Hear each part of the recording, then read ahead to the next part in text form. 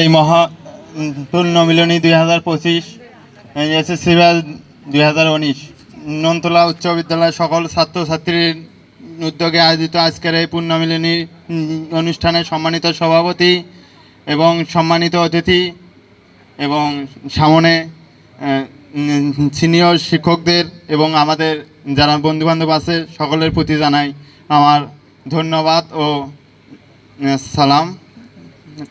আসসালামু আলাইকুম। আজকের এই দিনে একটি কথাই আমার মনে হয়, যখন 2013 সালে এখানে ভর্তি হওয়ার জন্য এসেছিলাম, আমাকে সর্বপ্রথম যেই স্যারের কথা মনে পড়ে তিনি রেজাউল করিম স্যার। তিনি আমাকে বলেছেন, বাবা তুমি আমার গ্রামের ছেলে, এখানেই থাকো, এখানে সবচাইতে ভালো পড়াশোনা হয়, এবং তিনি আমাকে সর্বোচ্চ সহযোগিতা করেছেন। এটাই আমার এখনও মনে আছে। আমি স্যারকে ধন্যবাদ জানাই। তারই জন্যই আমি আজ এখানে আছি। কিন্তু আমি যদি এখানে ভর্তি না হতাম বা এখানে না থাকতাম, এখানে আমি হয়তো বা এখানে থাকতাম না। এবং আমি সেই সাথে স্মরণ করতে চাই গত জুন জুলাই আগস্টের শহীদদের প্রতি, যারা আমাদের সহযোদ্ধা ছিল, একই সাথে আমরা রাজপথে ছিলাম।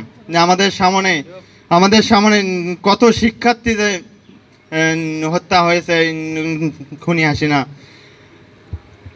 আমরা দেখেছি। তাদের কথা স্মরণ করলে আমাদের মনের মধ্যে ভয় হয়, সংকোচ বোধ হয় যে আমরা সেই সময়ে গুলি খেয়ে আজকে নাও থাকতে পারতাম। প্রিয় সংগ্রামী সাথী বন্ধু, আমি তাদের প্রতি কৃতজ্ঞতা জানাই, এবং আল্লাহ তাআলা যেন তাদেরকে জান্নাতবাসী করেন। তা না হলে, তারা যদি শহীদ না হতো, তারা যদি পুলিশের ওই কভার্ট ভ্যানের সামনে না থাকতো, তাহলে আমরা এই বাংলাদেশ পেতাম না। আমরা পেতাম না এই স্বাধীনতা, যেখানে আমরা আজ কথা বলতেছি। আমাদের অস্তিত্ব থাকতো না এখানে। আমাদের এমনও হয়েছে আমরা বাড়িতে থাকতে পারিনি। এর সাক্ষী আমাদের সম্মানিত সভাপতি সাহেব।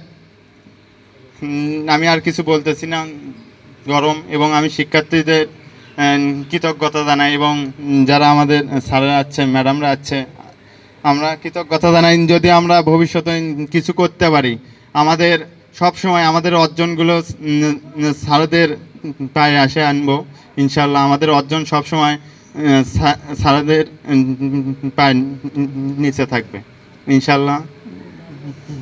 এই বলে আমার সংক্ষিপ্ত আলোচনা শেষ।